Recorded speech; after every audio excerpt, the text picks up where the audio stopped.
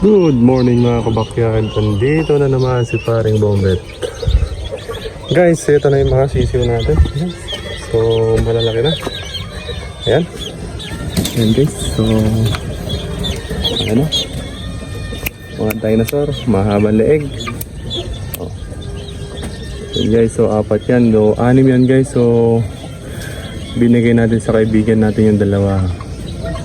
Kasi magbibigay din tayo ng blessing. Yan.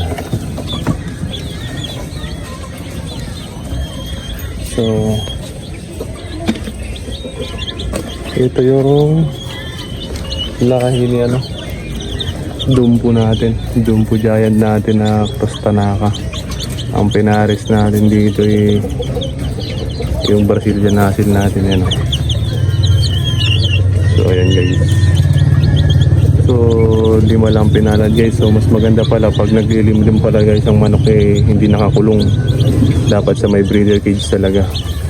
Tapos lupa yung pinag-anuhan niya para nakakakuha siya ng init ng sa lupa. Para pag naglimlim may initan talaga ng todo yung mga itlog. Ayan guys. So, tignan natin yung mga lahi na ito paglaki. Ayan. Ayan guys.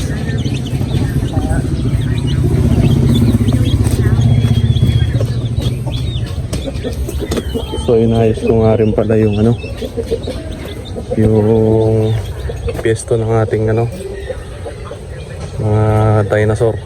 Ayan. So inayos yung miracle fruit para maganda. Ayan. Tapos nilinis ko yung lamesa, nilagay ko rito para medyo may patungan din tayo. Ayan guys, para may upuan pa.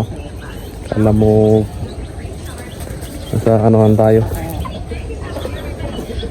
professor. Ayan, upuan guys. So yung dumpo natin doon guys, di pa namimisa So inaantabayan na natin. So dinaanan pala tayo ng kaibigan natin Muslim kanina gustong ilaro yun, si Dumpo Giant. Kinokondisyon pa natin yung katawan nun guys. At medyo bata pa. Ayan guys. Ayan.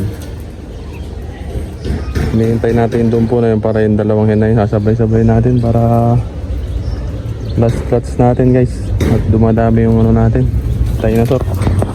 Kapagpahingayin muna natin sila. Ayan. So doon naman yung kabilang natin. Ayan.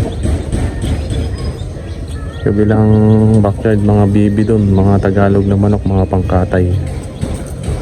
Ayan guys. So ayan yung paligid. Ayan. Baka gusto nyo ng bote, bilihin nyo na. Naka-stock lang yan guys. Ayan, paligid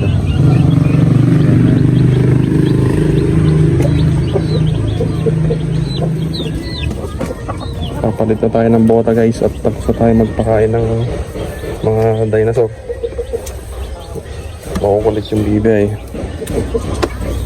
Ayan. Okay. Guys, ito nga palang Texas natin Hinalo yung tatay na ito guys. So babalikan daw na isang kaibigan natin to guys at ilalaro din. Nasusubukan yung lahi ng tatay niya. Ayan.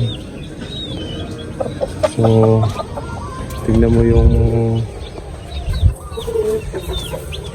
nilinis natin Ayan, maayos-ayos na yung ating munting manukan.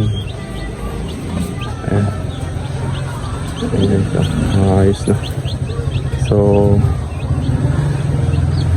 konting pa, araw pa at malalaki na yung ating mga dinosaur na yun. Sila na may mga nakakulong yung mga yan. Ayan guys, so open pa lang dito. Bala ko din pag nagtag-ulan guys, magtatanim ako dyan ng papaya. Yan papaya guys.